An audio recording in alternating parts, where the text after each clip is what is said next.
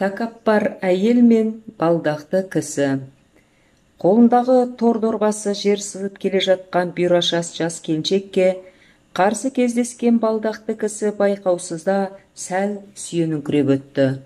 Көше жетпей ме саған, қотыр болдың ба? Келіншек өтіп бара жатқан адамға жалт бұрылып, тор дорба ұстаған қолын жоғары көтеріп қалғанда, ораулы бауырсақ көшеге шашылды. Долдана сөйлеп тұрған келіншек аяқ астында шашылып жатқан бауырсақты жаншып басып кете барды. Тоқта шырағым, ана нанды теріп ал, аяқ астында қалмасын, деді балдақты кісі. Өзің теріп ал, керек болса, соқтығып жүйке тамырымды қоздырған сен. Что жерден нан теретін, мен бейшара ма саған? Бұйра шашты келіншек балдақты кісіге жақындап кеп, ернін шығарды да жалт бұрылып безектей жөнелді. Кім мына бауырсақты көшеге шашып кеткен? Тәкаппар, нан ұрғыр, көргенсіз, деп бір ақ шашты кемпір бүкшеңдеп бауырсақты тере бастады. Бауырсақты теріп өзіне өз сөйлеп жүрген кемпірге соқтыққысы келіп бұйра шашты келіншек тепсіне қарап тұрғанда, оның қасына балдақты адам тағы да жетіп барды. Ей шырағым, ол кемпірге несіне тіксіне қарайсың? Сенің наныңды ешкім тартып жемесін деп отқа түстік, суға түстік, соғыста сенің бағыңды, арыңды қорғадық. Енді міне, жерге шашылған бауырсақты теріп алуға ерінесің, деді балдақты кісі. Мен үшін отқа түстің, мен үшін суға түстің, осындай саят-сат сөз, знаиш, құлағымды шірітті. Мен денең бар, сенің қалтаңа түстім бе? Өз ақшамымды алдым. Не істесем өз еркім, ал шауып ал. Көгеріп, безеріп долданған келіншек тор дорбадағы майлы шұжықты да лақтырып жіберді. Ер болсаң, ана конфетті шашып тасташы, тәтті ғой, оны қимайтын шығарсың, деді балдақты кісі. Оңбаған, мені жадный деп тұрсың ғой. Жүйке тамырым қозды, ал керек болса, ал теріп. Келіншек ораулы конфетті балдақты адамға қарай лақтырды да, бір шыны құта айранды бос қалған тор дорбамен бетін басып, жер тепкілген бойы шыңғырып жіберді. Жер тепкілеп шыңғырып жылап отырған әйелді көшеден өтіп бара жатқан адамдар қоршап алды.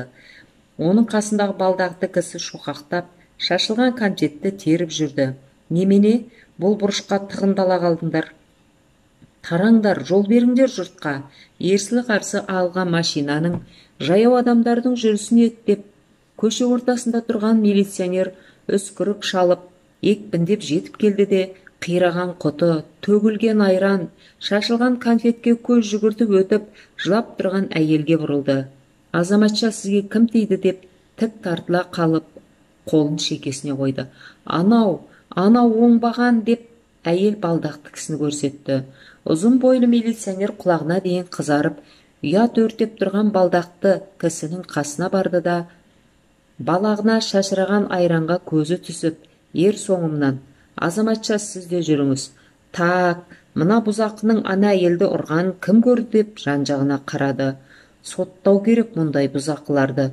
Өз үйі жетпегендей, әйелін көшеде ұрғанын қарашы, деп сары көйлекті толық әйел балдақты кісіге сес көрсетті. Байқап сөйлеңіз, әкемдей адамды маған қалай таңасыз, деп бұйра шашты келіншек сары көйлекті әйелге тіксіне қарады. Онда неге көзіңнен сораң ағып жер тепкілеп тұрсың? Бөтен еркек жазықсыз, әйелге қол жұмсай ма, деп сары көйлекті әйел бүйірін таянған бойы оған жақындай түсті. Енді мыналар жолсып қалмасын деген ой түскен милиционер екі әйелдің ортасына тұра қалды да, шуламаңдар, әйел жолдастар, сонда бұл азамат кім болады сізге, деп келіншекке балдақты кісіні нұсқады. Ешкім демес маған, жүйкемді қоздырып, намысыма тиген соң, деп келіншек сөзінің жалғасын айта алмай солқылдап жылай бастады. Кім көрді? Бұл оқиғаның неден шыққанын кім біледі, деп милиционер тағы да жиналған елге қарады. Мен көрдім, мен білемін, деп бауырсақ уыстаған ақ кемпір оның қасына барды, өзіне таңдана қарап, жақындай түскен елге болған оқиғаны қысқаша баяндады. Онда көзің ақсын сенің тәкаппар қатын, деп сары көйлекті әйел жерге бір түкірді де жөніне кетті. Жұмысшы адам нанды қадірлейді, бұл оңай олжа тауып жүрген әйел шығар, деді топ ішінен біреу. Енді таныдым, жолдастар. Бұл келіншектің әкесі жұма намазынан қалмайтын молда кісі. Бірақ жарықтық шошқа бордақылап сатады. Семіз шошқаны соятын, сататын мына келіншектің күйеуі. Ал өзі базардан шықпайды. Енді ар жағына түсіне беріңдер деп, кітап қолтықтаған бір ашаң жігіт топ ішінен шыға берді. Өтірік, жала жабады, ұстаңыз ананы, қорамыздан бір шошқа тауып берсін. Біз қой асыраймыз деп жер тепкіледі бұйра шашты келіншек. Ол оқушы көрінеді, сабақтан қалмасын. Керек болса қораңызды өзіміз-ақ тауып аламыз. Қане паспортыңыз деп милиционер келіншекке қол созды. Паспортым жоқ, бар болса да көрсетпеймін саған. Не, мені қандай қылмыстың үстінен ұстап алдыңыз? Паспорт сұрайтындай не жаздым?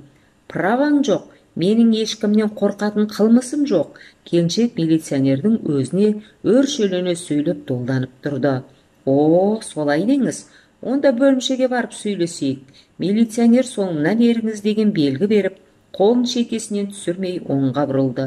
Жолдас милиционер, сізге менің керегім жоқ па, деді балдақты кісі. Рахмет сізге. Жолыңыздан қалмаңыз, деді милиционер.